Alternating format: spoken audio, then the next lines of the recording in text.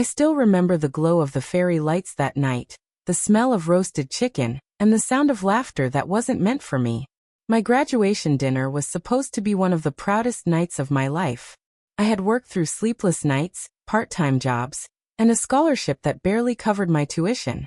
I did everything to make my parents proud, to prove I was worthy of the love I'd always been chasing. But instead, that night became the moment everything inside me broke, and the beginning of something they never saw coming. My parents had always made me feel like I was a burden.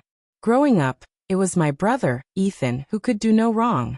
He was the golden child, the one who got the best room, the newest phone, and my parents' endless praise. When he failed, they called it bad luck. When I succeeded, they said it was luck, not talent. Still, I told myself they'd come around eventually. I thought graduating with honors would finally change their view of me. That maybe, for once, they'd see me as their daughter worth celebrating. That night, we sat at a long table in a fancy restaurant. My mom had picked it, of course, the kind of place she'd never let me choose for my own birthday. My dad raised his glass and congratulated Ethan on landing a great job opportunity, even though he'd dropped out of college 6 months before. Then he looked at me and said, "And congratulations to you too, Emily, for finishing." The table laughed. My chest tightened, but I smiled through it, pretending it didn't sting.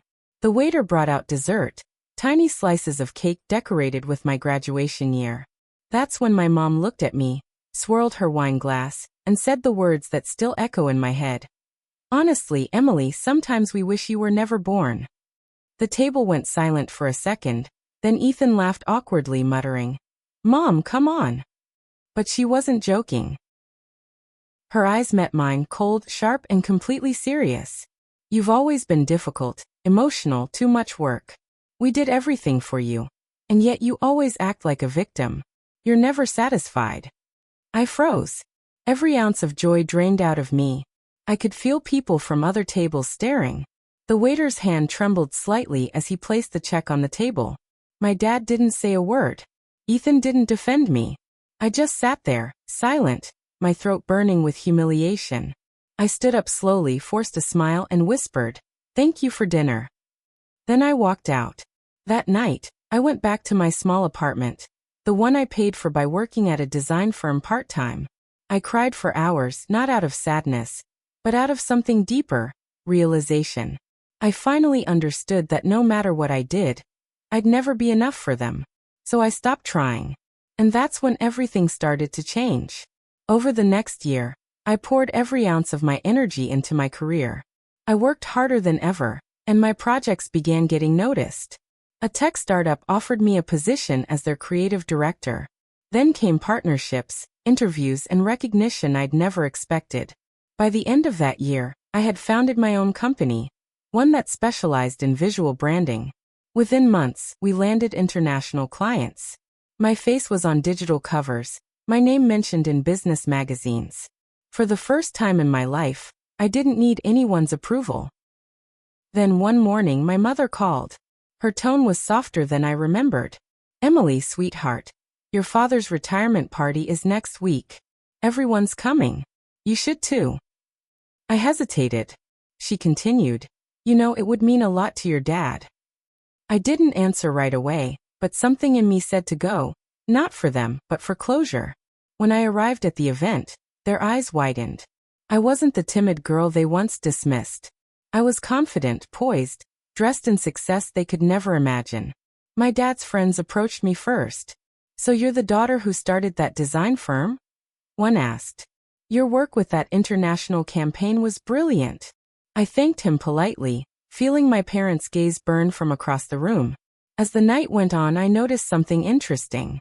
My parents didn't tell anyone about my achievements. When someone brought me up, they awkwardly changed the subject. It was as if my success embarrassed them, because it didn't come from their help, but despite their cruelty. That's when I decided to do something subtle, but unforgettable.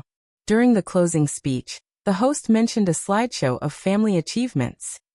My parents had proudly submitted Ethan's pictures, his college sports, his engagement, his career journey. But they didn't know I had contributed too. When the slideshow began, Images of my design firm, awards, and magazine covers filled the screen. Then the title appeared. For those who doubted me, thank you for the motivation. The crowd clapped. My parents looked mortified. My mother's face turned pale, my father's jaw tightened. They realized in front of everyone just how far I'd come without them. When it ended, I stood up, smiled, and said, I wouldn't be here without my family. They taught me exactly what not to become. Then I walked out, calm, collected, unstoppable. Later that night, my mother called again. She didn't apologize, she never would.